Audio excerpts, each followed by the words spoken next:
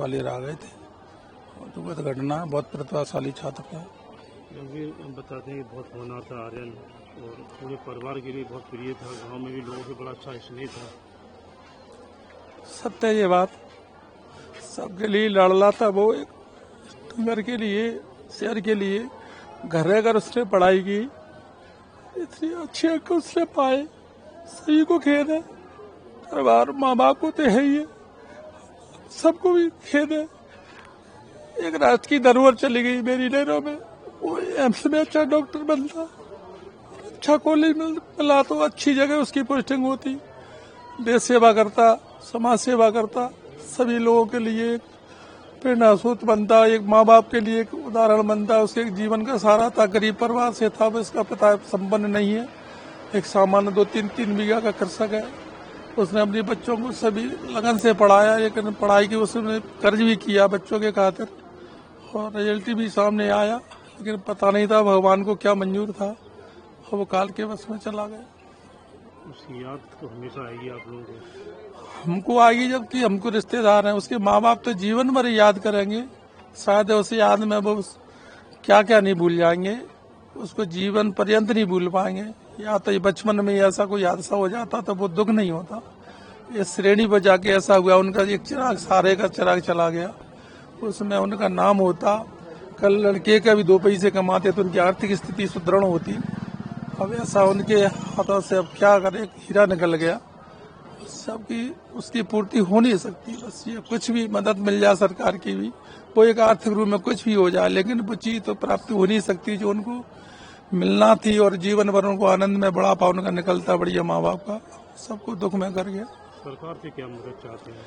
सरकार से जो भी मदद हो सब, ऐसे अगर कुछ प्रोसेसर में हो तो उसका बड़ा भाई वो भी PSC ऐसी की तैयारी कर रहा है, इंटरव्यू की, सरकार के प्रोसेस में हो तो उसको ही नौकरी कोई मिल जाए तो उनके जीवन का एक सारा माँ बाप का बन जाए, ये आशा करते हैं सरकार से। वज्र का पहाड़ टूट पड़ा। बिल्कुल वज्र का पहाड़ टूटा है, इसमें कोई शक नहीं है।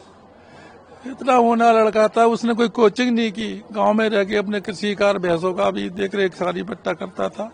उसके बाद भी एक गॉड गिफ्ट थी, वो इतने अच्छे अंकों थे, 720 में से 700 अंक लाया और एक अच्छा स्थान उसने पाया।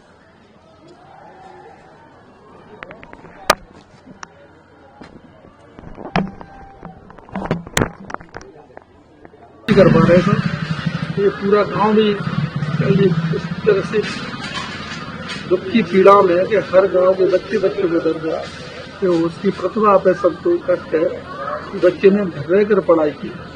और अम्मी अचंभित कर रहे, मेरा रियल साले का लड़का है, तो मुझे भी अचंभ हुआ जो उसने नीट क्वालिफाइड की। इतने अंक आने से मैं आश्चर्य कर रहा था कि लड़का घर का भी काम देखता था, कोई कोचिंग नहीं की, उसके बाद इतने अच्छे अंक लाए, अच्छा कॉलेज लिया। मेरा बेटा भी एडमिशन दिलाने गया था, शिक्षण करवा गया। जब पहली बार वो गया अहमदाबाद, मेरे बेटे से कह रहा था, भैया पहली बार ट्रेन में बैठा, तो सिर्फ अपनी पढ़ाई में जारी रहता था, कोई दुनियादारी से मतलब नहीं रखता था, मोबाइल से दूरी रखता था, यार दोस्तों से दूरी रखता था। सामने हम कभी कल्पना नहीं कर सकते, अपने माँ बाप का क्या नहीं कर सकते, कल्पना नहीं कर सकते। सभी रिश्तेदार दुखी गरीब और माँ बाप तो जीवन में मेरा तो छोटा भाई था, मैं खुद भी डॉक्टर हूँ, सर्जरी विभाग में हूँ, विदिशा। अब जब से पता चला तब से तो देख